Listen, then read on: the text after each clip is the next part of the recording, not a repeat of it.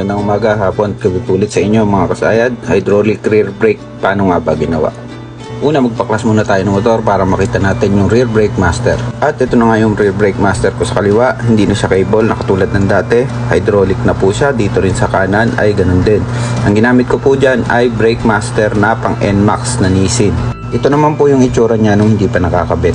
Pair na NMAX brake master na yung binili ko para sa tuwing magpapalit ako ng lever ay hindi na mangyayaring NMAX sa kaliwa at pang Mio sa kanan. Ang halay naman kasi noon, syempre hindi siya magkaswat. Kaya binili ko ay pareho ng pang NMAX. Mahirap rin siguro kung aftermarket na kaliwa lang. At syempre gumamit din ako ng pang NMAX na brake hose which is 2000 mm para mahaba siya at diretso na siya doon sa likod, doon sa dating pinaglalagyan ng brake cable ng ordinaryo na Mio, which is makikita nyo nga dyan, nalusot na siya sa ilalim, straight na siya at walang duktong.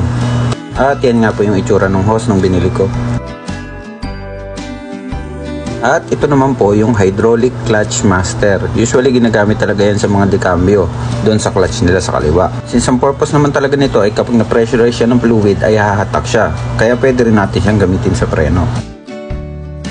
Ang importante pala dito ay masigurado yung perfect ang alignment ng brake arm at ng clutch master. Dahil nga rad na siya at hindi na cable katulad ng dati, hindi siya pwedeng maliko dahil siguradong mapapaaga ang pagkasira niya. Itong ang spring ay pinutulan or tinabas ko na rin para perfect ang alignment nila at maganda rin naman tingnan.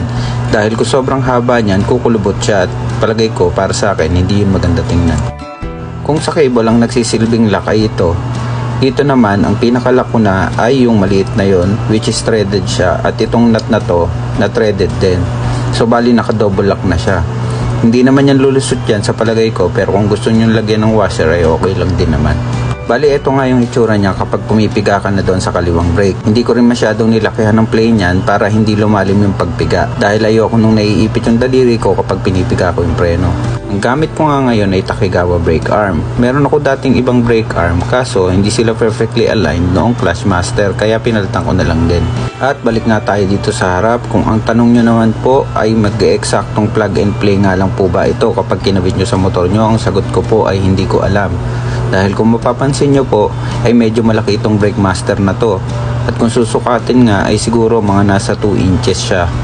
So hindi ko alam kung gaano kalaki yung tatabasin or kung may tatamaan ba kapag nilagay nyo na sa motor nyo. Kaya hindi ko po masasagot, lalo na po itong ilalim na meron na siyang switch dyan na makapal. Kaya eto nga po yung naging itsura ng kaha ko.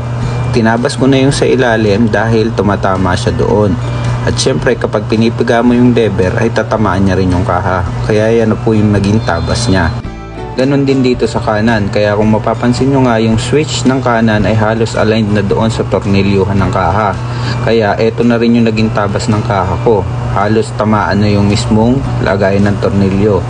At syempre yung ding lever kailangan makagalaw siya ng maayos, kaya kailangan mo rin tabasin dito sa bandang harap. I'm not saying na ganito rin yung mangyayari sa inyo, I'm just giving you the idea kung paano ko siya ginawa.